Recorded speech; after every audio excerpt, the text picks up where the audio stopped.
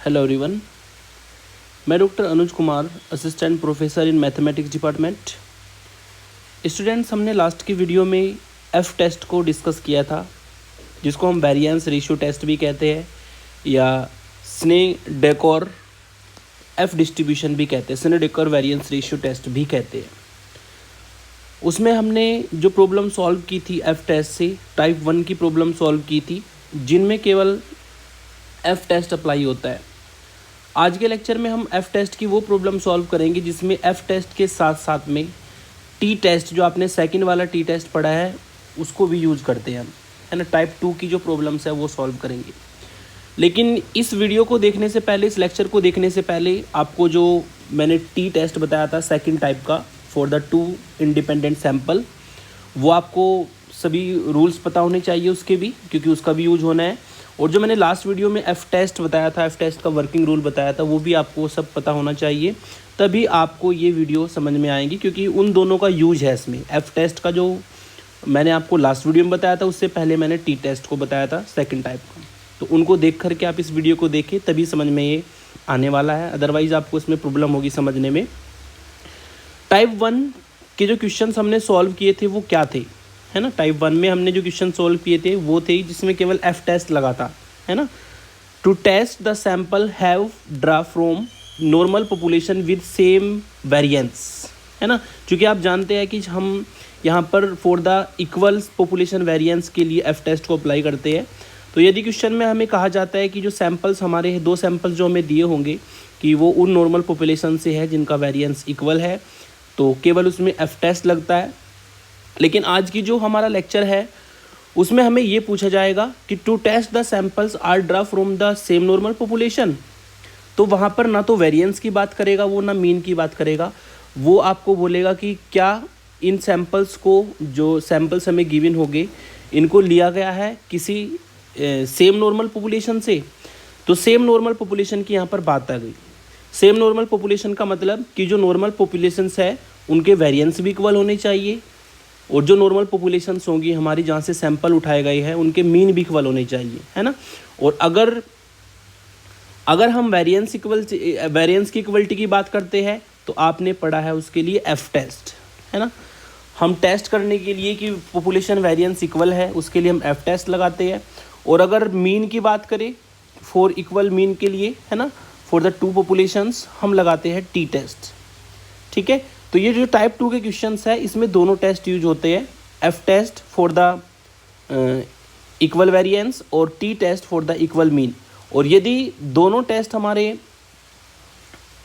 Test लगाने के बाद हमारी जो हाइपोथेसिस है वो एक्सेप्ट हो जाती है, तो हम बोल देंगे लास्ट में कि हाँ, ये जो दोनों सैंपल लिए गए हैं ये किसी सेम नॉर्मल पॉपुलेशन से है, क्योंकि इनका वेरिएंस भी इक्वल जाता है, इनका मीन भी इक्वल जाता है, ठीक है।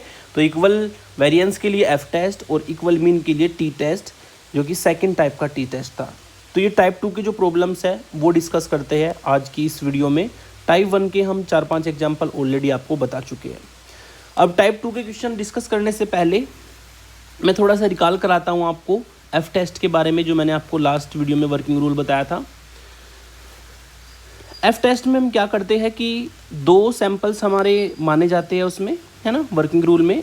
एक x होता है जिसमें x1 x2 xn1, और एक y सैंपल होता है जिसमें हम y1 y2 yn1 n2 मानते हैं। 2 सैंपल्स हैं ये। इनके सैंपल्स मीन्स होंगे हमारे x बार y बार, सैंपल साइज होंगे n1 n2, और सैंपल स्टैंडर्ड डेविएशन होंगे s1 s2, और सैंपल के जो वेरिएंस होंगे s1 का स्क्वायर s2 का होल स्क्वायर, स्मॉल से रिप्रेजेंट करते हैं। और ये जो हमें गिवन होते हैं ये हमारे अनएडजस्टेड सैंपल वेरिएंस होते हैं। लास्ट वीडियो में मैंने एडजस्टेड और अनएडजस्टेड के बारे में आपको अच्छे से बताया था। फिर फर्स्ट स्टेप में हम नल हाइपोथेसिस को सेट करते हैं। नल हाइपोथेसिस का मतलब होता है कि हमें H0 को मानना होता है कि यहाँ पर जो वेरिएंस है वो इक्वल है, ठीक है। वेरिएंस इक्वल का मतलब कि there is no significant difference between the population variance. वहाँ पर पॉपुलेशन वेरिएंस में कोई सिग्निफिकेंट डिफरेंस नहीं है। मतलब जो, अगर ये हाइपोथेसिस हम इस तरीके से मान के चलते कि जो हमें सैंपल दिए गए हैं वो उन नॉर्मल पॉपुलेशन से लिए गए हैं जिनके वेरिएंस इक्वल है, इसका मतलब ये होगा। अल्टरनेटिव हाइपोथेसिस डिफाइन करते हैं स्टेप 2 में जो कि नल हाइपोथेसिस का जस्ट अपोजिट होता है। हम यहाँ पर मान के चलेंगे कि जो वेरिएंस है सैंपल्स के सिग्मा 1 का स्क्वायर सिग्मा 2 का स्क्वायर वो इक्वल नहीं है। फिर तीसरे स्टेप में हमें एफ टेस्ट को लगाना होता है। एफ टेस्ट को लगाने के लिए दो फॉर्मूले हमारे चलते हैं। एक फॉर्मूले में S1 का स्क्वायर ऊपर होता है ना, एक फॉर्मूले में S2 का स्क्वायर ऊपर होता है। मतलब हमें ऊपर किसको रखना है ना, S1 के स्क्वायर की वैल्यू S2 के स्क्वायर की वैल्यू जब हम निकालेंगे तो जो वैल्यू ग्रेटर देन होगी उसको ऊपर रखना होता है। अगर S1 का स्क्वायर ग्रेटर देन है S2 के स्क्वायर से तो S1 को ऊपर रखेंगे, अगर S2 का स्क्वायर है तो S2 के स्क्वायर को ऊपर रखेंगे। और यहाँ पर S1 S2 का स्क्वायर क्या होता है, इनको हम एडजस्टेड सैंपल वेरिएंस बोलते हैं फॉर द सैंपल x, और S2 का स्क्वायर जो होता है adjusted sample variance for the sample y, है ना। अब ये जो एडजस्टेड सैंपल वेरिएंस है इसको मैंने लास्ट वीडियो में भी बताया था कि जो हमारे अगर हमें कोई डेटा दिया है, इसको फिर से बताता हूँ, अगर हमें कोई डेटा दिया है तो हम उसका मीन x बार समीशन x अपॉन n की फॉर्म में निकाल सकते हैं, और उसका वेरिएंस जो कि आपने मॉड्यूल 3 में भी यूज़ किया है s स्क्वायर से इसको रिप्रेजेंट करते हैं समीशन x माइनस एक्स बार का होल स्क्वायर अपॉन n से उसको हम फाइंड कर सकते हैं। लेकिन ये जो हाइपोथेसिस टेस्टिंग होती है ये इसमें हमारा जो मेन फार्मूला होता है ये एडजस्टेबल नहीं है, इसको हम अनएडजस्टेड सैंपल वेरिएंस कहते हैं। ठीक है, इसको हम क्या कहते हैं, अनएडजस्टेड सैंपल वेरिएंस। तो इसको हाइपोथेसिस टेस्टिंग में एडजस्टेड सैंपल वेरिएंस बनाने के लिए हम क्या करते हैं कि इस इक्वेशन को उठाएंगे, दोनों तरफ इसको सॉल्व कर लेते हैं। पहले ये आपको मिलेगा NS स्क्वायर, दोनों तरफ डिग्री ऑफ फ्रीडम से डिवाइड करना होता है।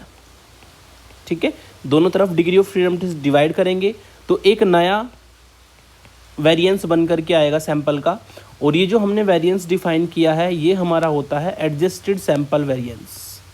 ये मैंने आपको लास्ट की वीडियो में भी बताया था, एडजस्टेड सैंपल वेरिएंस इसको हम कहते हैं।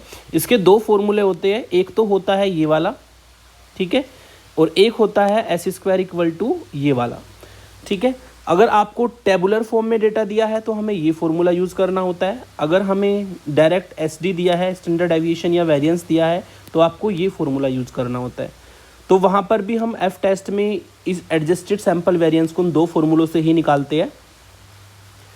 ठीक है, एडजस्टेड सैंपल वेरिएंस को दोनों फॉर्मूले से निकालते हैं, क्योंकि कभी हमें डेटा टेबुलर फॉर्म में दिया होता है डेटा की फॉर्म में, कभी हमें टेबुलर फॉर्म में नहीं दिया होता है। तो अगर आपको टेबुलर फॉर्म में डेटा दिया है तो वही सैंपल का जो फॉर्मूला मैंने बताया नीचे एडजस्टेड सैंपल वेरिएंस का, उनको लगा करके आप S1 स्क्वायर S2 का स्क्वायर निकालेंगे। लेकिन इसको यूज़ कब करते हैं, use this if sample are given in data form. इसको हम तब यूज़ करते हैं जब सैंपल्स जो है हमें डेटा फॉर्म में दिए हो। अगर आपको सैंपल डेटा फॉर्म में ना देख के ऐसा बोल दिया जाए कि इस सैंपल का वेरिएंस ये है, जिसको हम अनएडजस्टेड सैंपल वेरिएंस कहते हैं, और दूसरे सैंपल का वेरिएंस हमारा S2 का स्क्वायर है, स्मॉल S1 S2 से जिसको रिप्रेजेंट करते हैं, तो हम ये फॉर्मूले लगा करके डायरेक्ट, है ना, ये फॉर्मूले लगा करके हम एडजस्टेड सैंपल वेरिएंस फाइंड कर सकते हैं। ठीक है, यही मैंने यहाँ पर लिखा है नोट में, use this if samples are not given in the data form. यदि डेटा फॉर्म में नहीं दिया है तब ये फॉर्मूले यूज़ करते हैं। ठीक है, तो उसमें ये अलग अलग यूज होंगे। कभी क्वेश्चंस में हम इसको यूज़ करेंगे जब डेटा फॉर्म में दिया होगा, और जिसमें डेटा फॉर्म में क्वेश्चन नहीं होगा तो हम इसको यूज़ करेंगे S1 का स्क्वायर S2 के स्क्वायर को फाइंड करने के लिए। फिर यहाँ से हमें क्या मिलता है, F की वैल्यू मिल जाती है ना। F की वैल्यू हम फाइंड करने के बाद मोड F की वैल्यू फाइंड कर लेते हैं, और मोड F की वैल्यू फाइंड करने के बाद हमें फोर्थ स्टेप में F टेस्ट टेबल का यूज़ करके, है ना, F 0.05 की वैल्यू निकालनी होती है for the degree of freedom N1-1 for the sample 1 के लिए, और N2-1 फॉर द सैंपल 2 के लिए, है ना।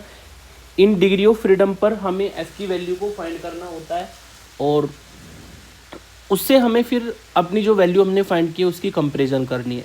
वहाँ पर दो केस बन सकते हैं, है ना, कि यदि हमने जो वैल्यू निकाली है वो वैल्यू F 0.05 से लेस देन बनती है तो H0 एक्सेप्टेड होगा, अगर वो वैल्यू ग्रेटर देन बनती है तो H0 रिजेक्टेड होगा, है ना। और अगर H0 एक्सेप्टेड है तो इसका मतलब है कि पॉपुलेशन वेरिएंस में कोई भी सिग्निफिकेंट डिफरेंस नहीं है, और सिग्निफिकेंट डिफरेंस नहीं है तो इसका मतलब samples have been draw from the normal population with the same variance. तो जो सैंपल्स यहाँ पर लिए गए हैं इसका मतलब वो उन पॉपुलेशन से लिए गए हैं जिनका वेरिएंस इक्वल है। ठीक है। तो फॉर द इक्वल वेरिएंस हम ये एफ टेस्ट अप्लाई करते हैं और टी टेस्ट इक्वल मीन के लिए होता है, जो कि आपको बहुत अच्छे से पता है। चलिए इसकी एग्जांपल्स लेते हैं। टाइप 2 के एग्जांपल्स हम सॉल्व करेंगे। टाइप 1 जिसमें केवल एफ टेस्ट अप्लाई होता है वो हम पहले ही डिस्कस कर चुके हैं, है ना। टाइप 2 को लेते हैं अब। टाइप 2 जिसमें एफ टेस्ट और टी टेस्ट दोनों एप्लीकेबल होते हैं। और इसकी क्वेश्चन की पहचान क्या होगी, इसमें आपको कहा जाएगा कि test the sample to test the sample are draw from the same normal population, है ना।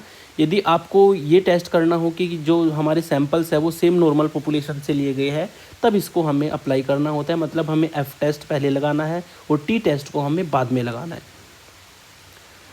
जैसे कि एग्जांपल नंबर 1 दिया है आपको, the random samples draw from 2 normal population are as. 2 random sample आपको दिए हैं, एक को हमने ए का नाम दिया, एक को हमने बी का नाम दिया। Test whether the samples are draw from the same normal population. तो यहाँ पर हमें कहा गया है कि आप टेस्ट कीजिए क्या इन सैंपल्स को सेम नॉर्मल पॉपुलेशन से लिया गया है, ठीक है। तो इसका मतलब यहाँ पर हमें दोनों टेस्ट लगाने होंगे। पहले हम सेम नॉर्मल पॉपुलेशन से लिया गया है, इसका मतलब हमें नॉर्मल पॉपुलेशन के वेरिएंस की इक्विवेलेंसी चेक करनी होगी और मीन की इक्विवेलेंसी चेक करनी होगी।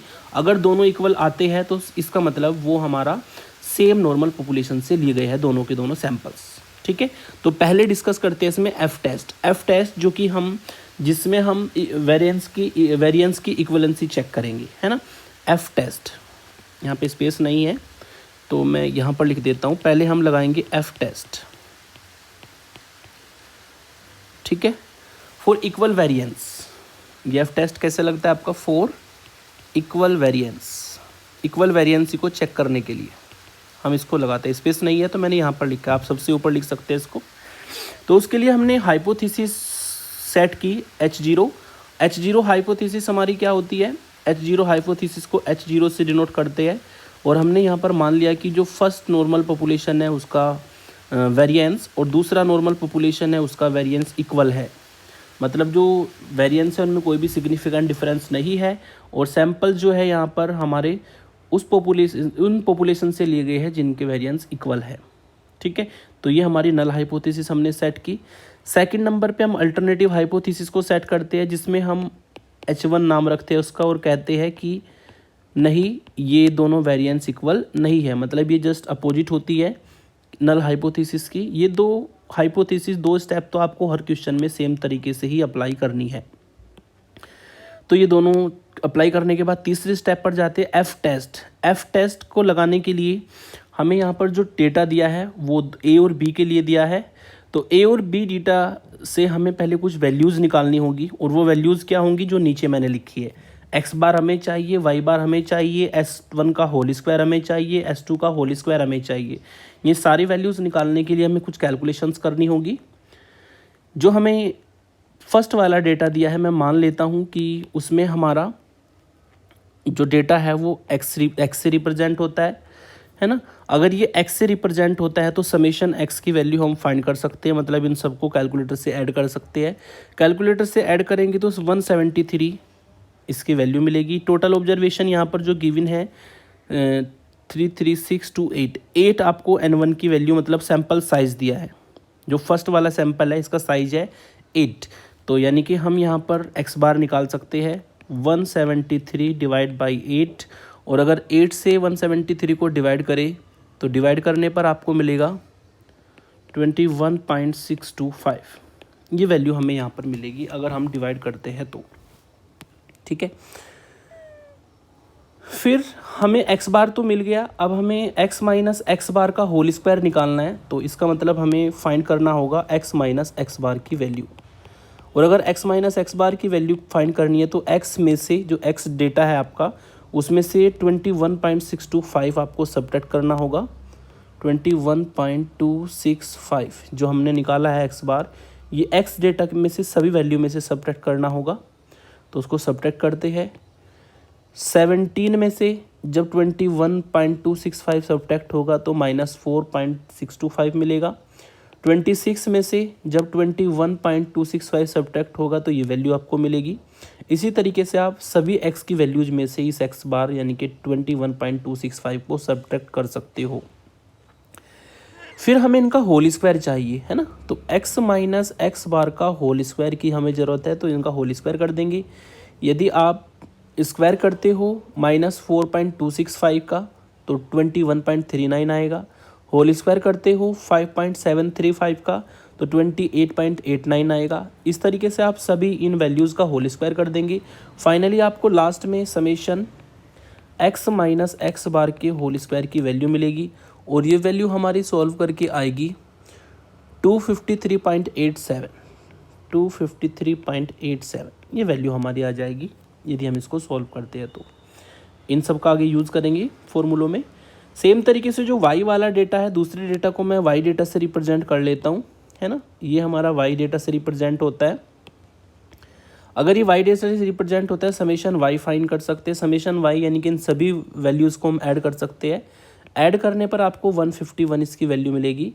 151 को यदि हम डिवाइड करते हैं n2 यानी कि 3 4 7 7 वैल्यूज़ आपको गिवन है टोटल y सैम्पल में, तो 7 से इसको डिवाइड अगर करते हैं तो 7 से डिवाइड करने पर इसको मिलेगा आपको 21.571 ये वैल्यू आपको मिलेगी।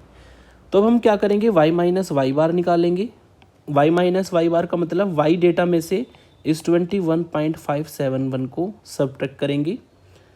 तो 16 में से 21.571 को सब्ट्रैक्ट करने पर -2.741 मिलेगा, 714 मिलेगा। सेम तरीके से यहाँ से मिलेगा। ऐसे 20 में से जब 21.57 सब्ट्रैक्ट होगा तो आपको ये वैल्यूज़ मिलेगी, विद नेगेटिव साइन यहाँ पर आएगा ये। ऐसे ही 27 में से जब हम 21.567 को सब्ट्रैक्ट करेंगे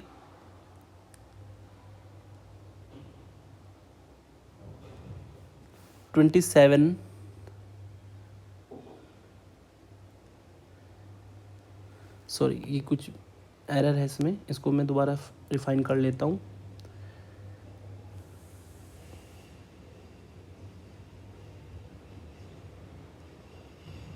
तो ये हमें 151/7 जो है यहाँ पर y बार मीन की वैल्यू मिलेगी। तो अब हम इसको सब्ट्रैक्ट करते हैं। यदि हम इसको सब्ट्रैक्ट करें 16 में से जब 21.57 सब्ट्रैक्ट होगा तो आपको -5.571 मिलेगा। ऐसे ही फिर सेकंड वैल्यू भी हमारी सेम आएगी, ठीक है। 20 में से जब -21 को सब्ट्रैक्ट करेंगे तो -1.571 मिलेगा। सेम तरीके से 27 में से सब्ट्रैक्ट करेंगे तो 27 में से सब्ट्रैक्ट करने पर आपको मिलेगा 5.429। 26 में से 4.429, 25 में से 3.429 एंड 21 में से -0.571। इन सब का होल स्क्वायर कर लेंगे। y माइनस वाई बार का होल स्क्वायर, जब आप इस वैल्यू का होल स्क्वायर करोगे तो इस वैल्यू का होल स्क्वायर आपको मिलेगा कैलकुलेटर से 31.036 and this will be 31.036 and ये आपको मिलेगा 22.468, ये मिलेगा आपको 29.474 and this will be 19.616 and 11.758 and finally 0.326। इन सब को ऐड करने पर y माइनस वाई बार के होल स्क्वायर की भी वैल्यू आपको मिल जाएगी। ये होगी 125.714, ठीक है। तो हमने डेटा से सभी वैल्यूज़ को फाइंड किया। इसमें थोड़ा सा टाइम लगता है, बहुत कैलकुलेशन को कैलकुलेटर से करना है आपको बस केवल। अब सारी वैल्यूज़ को हम पुट करेंगे, है ना। हमारे पास x बार है, हमारे पास y बार है। अब s1 का होल स्क्वायर s2 के होल स्क्वायर को फाइंड कर लेते हैं। s1 का होल स्क्वायर यानी कि समेशन x माइनस एक्स बार के होल स्क्वायर की जो वैल्यू हमने निकाली है वो यहाँ पर रखेंगे 253.87। डिवाइड करेंगे n1 minus 1, n1 first sample का जो साइज है वो 8 है, तो 8 माइनस 1 7 से डिवाइड करेंगे। इससे आपको वैल्यू मिल जाएगी s1 के होल स्क्वायर की और ये हमारी होगी 36.267।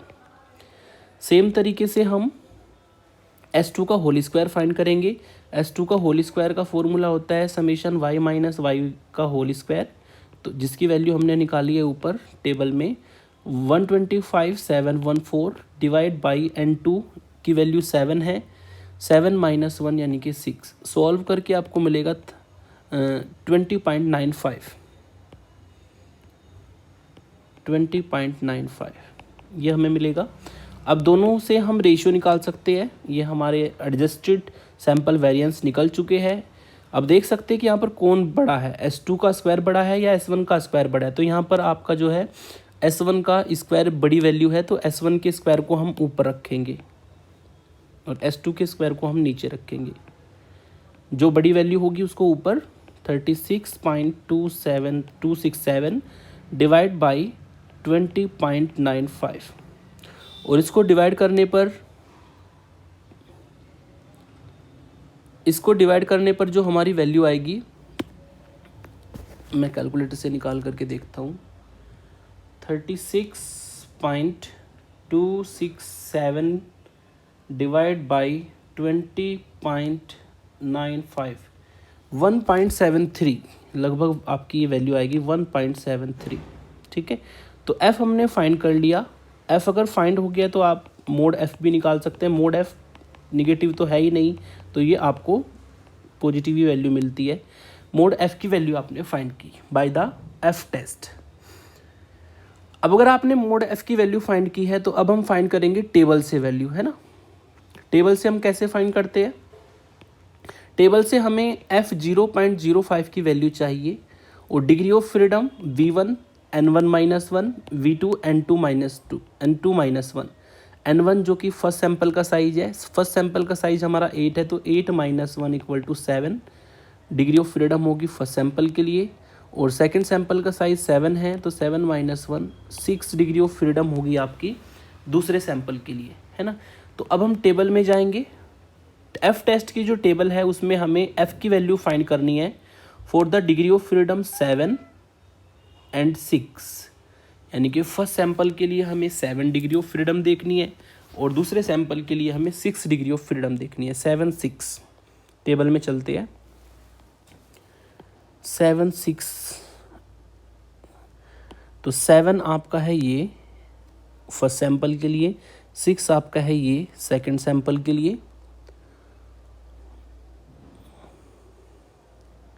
7 और ये 6 है ना, तो 7 और 6 के लिए अगर जाते हैं हम,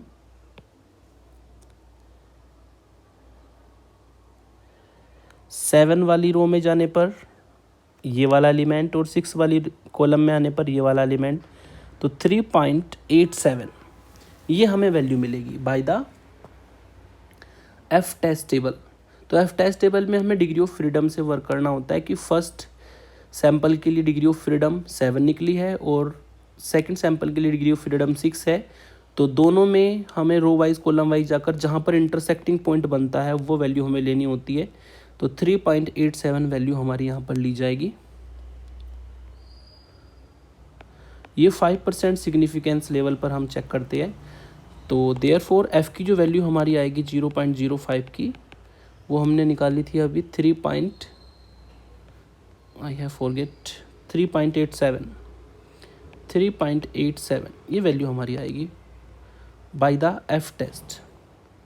यस, हाँ ठीक है। ये अब जो हमने वैल्यू निकाली है वो हमारी ऊपर लिखी हुई है 1.73 और ये जो एफ टेबल से आई है टेबुलर वैल्यू, ये वैल्यू है। तो क्लियरली आप देख सकते हैं कि जो मोड एफ हमारा है वो लेस देन होगा इस एफ 0.05 वैल्यू से, और अगर ये मोड एफ हमारा लेस देन होता है एफ 0.05 वैल्यू से तो H0 हाइपोथेसिस एक्सेप्टेड होगी। अगर ये एक्सेप्ट हो जाती है तो इसका मतलब यहाँ पर पॉपुलेशन जो वेरिएंस है वो इक्वल है, और पॉपुलेशन वेरिएंस अगर इक्वल है तो उनमें कोई भी सिग्निफिकेंट डिफरेंस नहीं है, और सिग्निफिकेंट डिफरेंस नहीं है तो जो सैंपल्स यहाँ पर लिए गए हैं वो उन नॉर्मल पॉपुलेशन से लिए गए हैं जिनके वेरिएंस इक्वल है। तो इक्वल वेरिएंस के लिए हमने पहले अप्लाई किया यहाँ पर एफ टेस्ट। अब यहाँ पर हमें दूसरा टेस्ट लगाना है टी टेस्ट, और टी टेस्ट हमारा लगता है फॉर द इक्वल मीन। अगर आपको उसका रूल नहीं पता है तो आप वीडियो में जा कर के पहले इसका रूल देख लीजिए, फिर इसको आप समझ पाएंगे। मॉड्यूल 5 का तीसरा लेक्चर है ये हमारा टाइप 2 का टी टेस्ट। तो इसमें इक्वल मीन के लिए हम चेक करते हैं। इक्वल मीन हमने मान लिया कि जो H0 हमारी हाइपोथेसिस है उसमें हमने कंसीडर किया कि जो फर्स्ट सैंपल का मीन है पॉपुलेशन का, है ना, वो μ1 है और दूसरी सैंपल के लिए पॉपुलेशन का मीन μ2 है। तो यहाँ पर मीन्स इक्वल है, मतलब यहाँ पर जो हमने सैंपल लिया है, सैंपल्स लिए हैं दोनों के दोनों, वो उस पॉपुलेशन से आए हैं जिनके मीन इक्वल है। ठीक है, मीन्स में हमारा कोई भी सिग्निफिकेंट डिफरेंस नहीं है। फिर हम यहाँ पर H1 हाइपोथेसिस को डिफाइन करेंगे, यानी कि जो मीन्स है वो इक्वल नहीं है।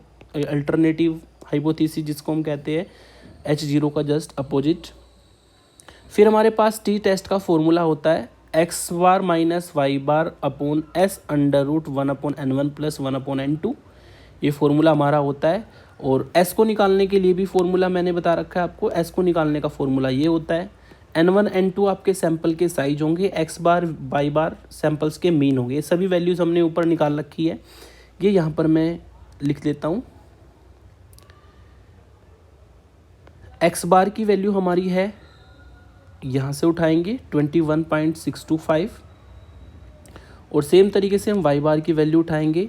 y बार की वैल्यू हमारी आएगी 21.571। ये दोनों वैल्यू हम उठा लेंगे। x bar 21.625, 21.571, x bar 21.625 and y बार 21.571। तो x बार y बार की वैल्यू हमने वहाँ से उठाई। x बार y बार के साथ साथ में हमें चाहिए समेसन x माइनस एक्स का whole square 253.87, 253.87 plus summation y minus Y bar का होल स्क्वायर, ये आपको मिलेगा 125.714, 125.714 divide by n1 plus n2 minus 1। n1 first sample का साइज, n2 दूसरे सैंपल का साइज और -2। ठीक है, तो ये हमारा यहाँ पर फॉर्मूला होता है। इसमें हमने सारी वैल्यू को पुट किया। n1 sample size first sample के लिए, n2 सैंपल साइज दूसरे सैंपल के लिए। अब इसकी कैलकुलेशन हमें करनी है।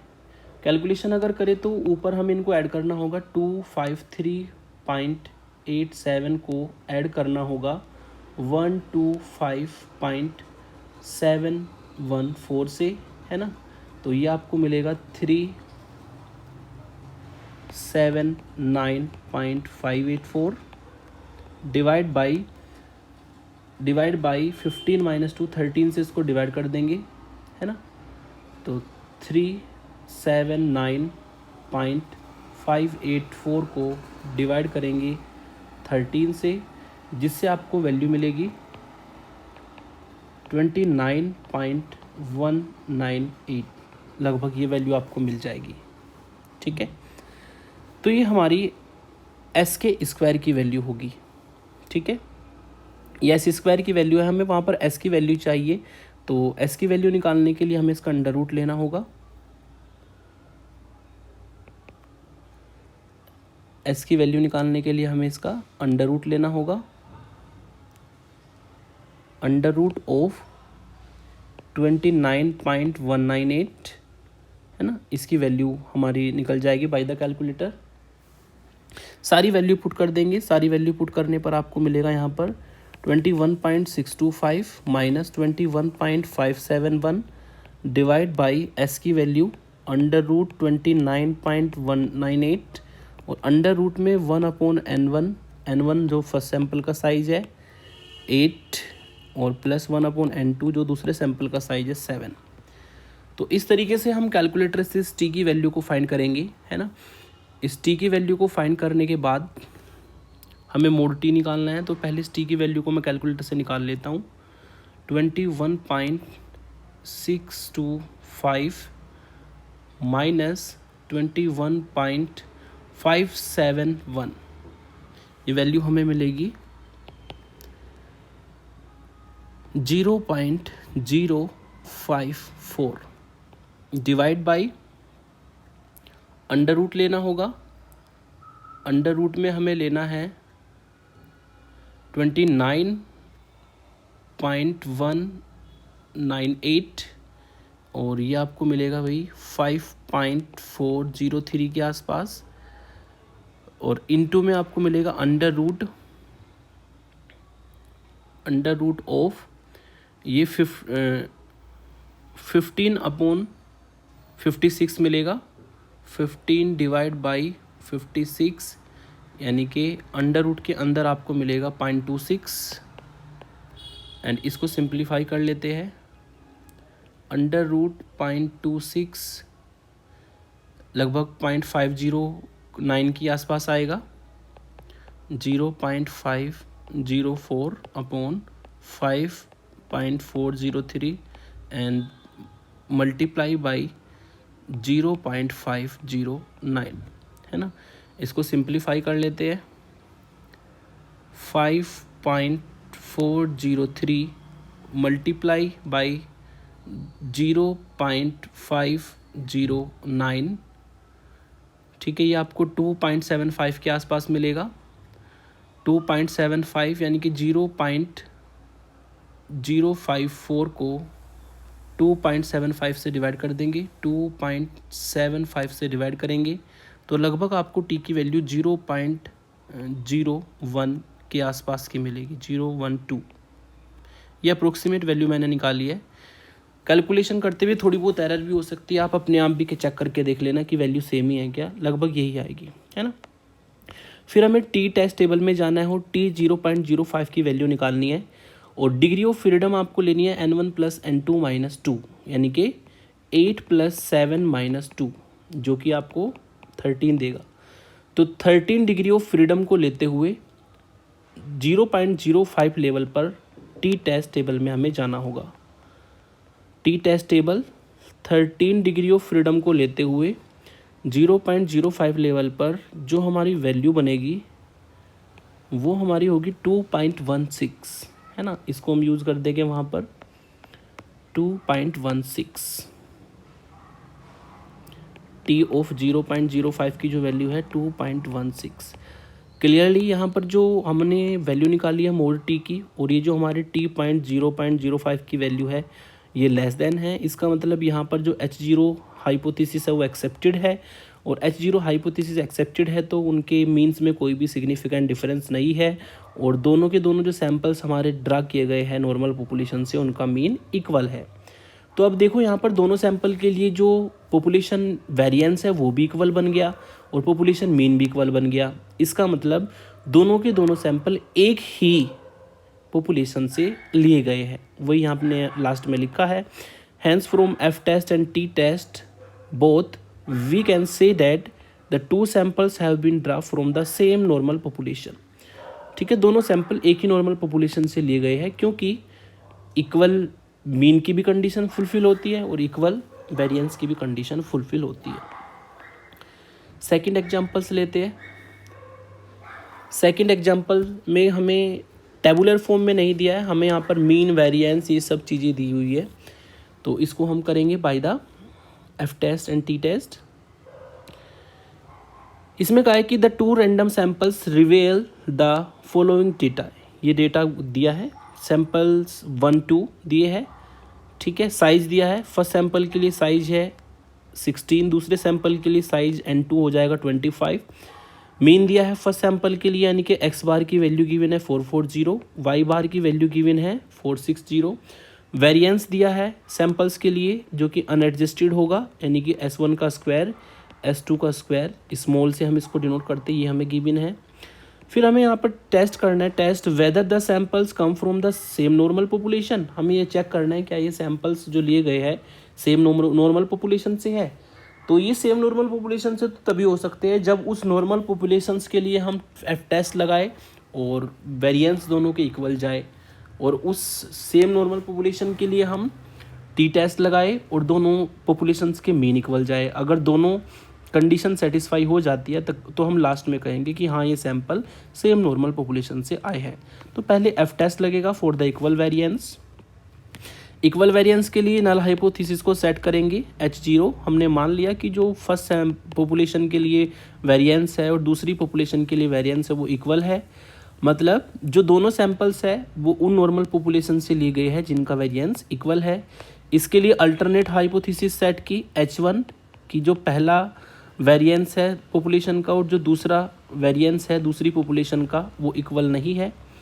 ये हमारी दो लाइन तो हर बार ऐसे ही लिखी जाती है। अब हमें एफ टेस्ट पहले लगाना है, ठीक है। एफ टेस्ट को लगाने के लिए आप जानते हैं कि एफ का फॉर्मूला होता है S1 का होल स्क्वायर S2 का होल स्क्वायर, रेशियो निकालना होता है। लेकिन यहाँ पर टेबुलर फॉर्म में नहीं दिया है तो हमें यहाँ पर जो कैपिटल S1 का स्क्वायर कैपिटल S2 का स्क्वायर जो है वो इस फॉर्मूले से निकालना होगा, ठीक है। सभी वैल्यूज़ आपको गिवन है ना। N1 सैम्पल साइज, S1 का square variance for the first sample, है ना, और N2 सैम्पल का साइज़ और S2 उसका वेरिएंस हो जाएगा। तो उन दोनों सैम्पल्स के लिए जो टेबल में हमारे पास डेटा है वो यहाँ पर पुट कर देंगे। N1 16, S1 का स्क्वायर 40, N2 25, S2 का स्क्वायर 42। ये दोनों वैल्यू जो इन फॉर्मूले में रख देते हैं तो उससे हमारा एडजस्टेड सैम्पल वेरिएंस निकल जाएगा, ठीक है। ये हमारा फॉर्मूला बनता है S1 का स्क्वायर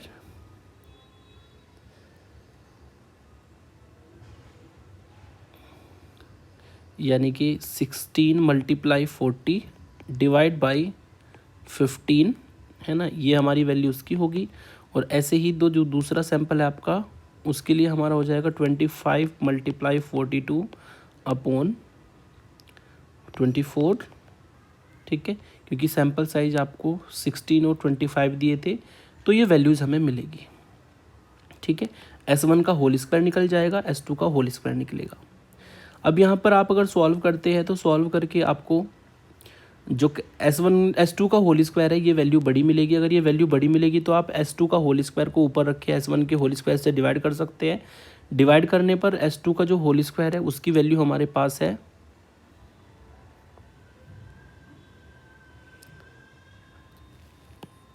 ये S1 का होल स्क्वायर की वैल्यू से डिवाइड करेंगे तो 16 × 40 अपॉन 15 और ये डिवाइड होकर के ऊपर जाएगा 24 अपॉन 25 × 42। सिंप्लीफाई करके 0.9752 लगभग ये वैल्यू आएगी। अगर मोड लेंगे तो तब भी ये सेम वैल्यू ही रहेगी। तो ये हमने एफ टेस्ट को यूज किया और हमने एफ की वैल्यू को फाइंड कर लिया।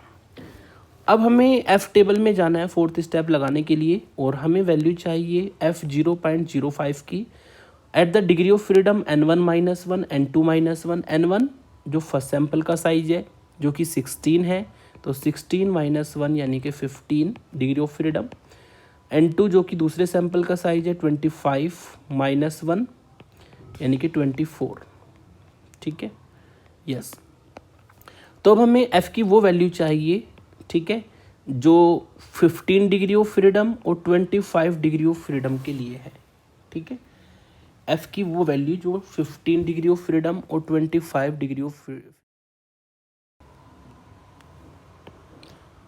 तो हमारी जो 15 डिग्री ऑफ फ्रीडम और 24 डिग्री ऑफ फ्रीडम के लिए वैल्यू होगी 15 डिग्री ऑफ फ्रीडम यहाँ पर मिलेगी आपको, तो इस रो में हमें जाना है। और 24 के लिए 24 में नीचे आना है तो आपको ये वैल्यू मिलेगी 2.29, है ना। तो ये 2.29 वैल्यू हम वहाँ पर यूज़ कर देंगे, 2.29 एफ़ टेबल के लिए जो हमारी वैल्यू मिलेगी एफ़ की वो 2.29 हमें मिलेगी। और आप देख सकते हैं कि जो हमने ऑब्जर्व वैल्यू है हमारी मोड एफ़ की और ये जो एफ़ की वैल्यू हमने निकाली है एफ़ 0.05 पर, है ना, ये हमारी लेस देन है। और जब लेस देन होती है तो H0 हाइपोथेसिस हमारी एक्सेप्टेड होगी, यानी कि जो सैंपल्स हमारे लिए गए हैं वो उस पॉपुलेशन से लिए गए हैं, उन पॉपुलेशन से लिए गए जिनके वेरिएंस इक्वल है। तो एफ टेस्ट हमारा एप्लीकेबल हो गया है यहाँ पर। अब हम टी टेस्ट को देखते हैं for the equal mean. T test के लिए इक्वल मीन हमें H0 को सेट करना होता है, यानी कि जो फर्स्ट पॉपुलेशन का मीन है μ1 वो सेकंड पॉपुलेशन के मीन के इक्वल है। मतलब जो सैंपल्स हमारे लिए गए हैं वो उन पॉपुलेशन से है जिनके मीन्स इक्वल है। H1 हाइपोथेसिस को सेट किया कि नहीं मीन इक्वल नहीं है, अपोजिट हो जाएगा उसका। टी टेस्ट को अप्लाई करेंगे। टी टेस्ट को अप्लाई करने के लिए ये हमारा फॉर्मूला होता है, इसमें सारी वैल्यू रख देंगे N1 N1 की वैल्यू 16 है, S1 का होल स्क्वायर 40, ठीक है, N2 की वैल्यू 25, S2 का होल स्क्वायर 42 और अपॉन 16 प्लस 25 माइनस 2, सिंप्लीफाई करके आपको ये मिलेगा 43.333। ये एस स्क्वायर की वैल्यू होती है ना। तो एस स्क्वायर की वैल्यू हमें मिली है। अगर ये एस स्क्वायर की वैल्यू है तो एस की वैल्यू भी हम फाइंड कर सकते हैं। एस की वैल्यू हमारी आएगी एस की वैल्यू लगभग हमारी यहाँ पर आने वाली है अंडर रूट लेने पर 6.582। तो ये हमने एस की वैल्यू निकाली पहले। अब सारी वैल्यूज़ हम यहाँ पर रख देंगे। जो हमारा टी का फॉर्मूला होता है एक्स बार माइनस वाई बार। एक्स बार की वैल्यू हमें गिवन है मीन 440 डिवाइड बाई एस की वैल्यू है हमारी 6.582 अंडर रूट में 1/n1 यानी कि 1/16 1/25। सिंप्लीफाई करने पर टी की वैल्यू हमें मिलेगी -9.490, जिसका मॉडुलस हम अगर लेंगे तो 9.490 हमें टोटल वैल्यू मिलेगी टी की। तो ये तो हमने टी टेस्ट लगाया और टी की वैल्यू फाइंड की। अब टी की वैल्यू हम टेबल से निकालेंगे। टेबल से कैसे निकालते हैं कि हमें 0.05 लेवल को कंसीडर करना है और degree of freedom n1 plus n2 minus 1। n1 की वैल्यू 16, n2 की वैल्यू 25 और -2 हमारा होता है n1 प्लस n2 माइनस 2, ठीक है। तो यहाँ पर डिग्री ऑफ फ्रीडम हमारी टोटल बनेगी 39 डिग्री ऑफ फ्रीडम बनेगी, है ना। तो 39 डिग्री ऑफ फ्रीडम पर हमें टी की वैल्यू देखनी है 0.05 लेवल पर। टी टेबल में जाएंगे, 39 डिग्री ऑफ फ्रीडम पर 39 के लिए इसमें है ही नहीं हमारा।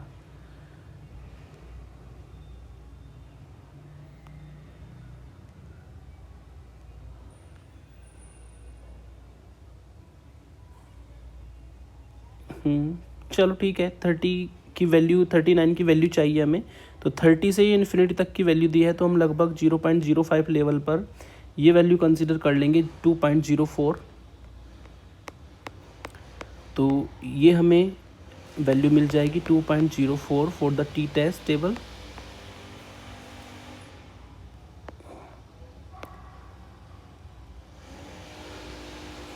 ठीक है, ये आपको टेबल दी होती है, उसमें भी आप देख सकते हैं। तो ये वैल्यू हमें मिलेगी 2.04 लगभग। ये वैल्यू मैं मान लेता हूँ टी की आएगी 0.05 पर, है ना। तो आप देख सकते हैं कि जो हमारी कैलकुलेटेड वैल्यू है और ये टी 0.05 की जो वैल्यू है ये इस बार लेस देन नहीं है। इस बार हमने जो ऑब्जर्व वैल्यू हमने फाइंड की है वो ग्रेटर देन का साइन देगी, क्योंकि वो बड़ी वैल्यू है। अगर वो वैल्यू बड़ी है तो H0 हमारा रिजेक्टेड होगा। तो इसका मतलब यहाँ पर सिग्निफिकेंट डिफरेंस है, ठीक है, किसके बीच में, पॉपुलेशंस मीन के बीच में। यानी कि जो सैंपल्स लिए गए हैं वो उस पॉपुलेशन से लिए गए हैं जिनका मीन इक्वल नहीं है, ठीक है। इसका मतलब क्या हुआ कि जो हमें पॉपुलेशन बनते हैं उनके लिए वेरिएंस तो इक्वल बना है लेकिन मीन इक्वल नहीं है। इसका मतलब ये जो आपके सैंपल्स दिए गए हैं ये हमारे किसी एक पॉपुलेशन से नहीं लिए गए हैं, अलग अलग पॉपुलेशन से है। The samples do not come from the same population, ठीक है। तो थोड़ा लेंथी क्वेश्चंस होते हैं इसके, लेकिन एग्ज़ाम में आते हैं, इसलिए आपको इसको तैयार कर लेना है। 1-2 एग्जांपल्स मैंने कराए, कुछ एग्जांपल्स आप अपने आप ट्राई करेंगे। Thank you for watching.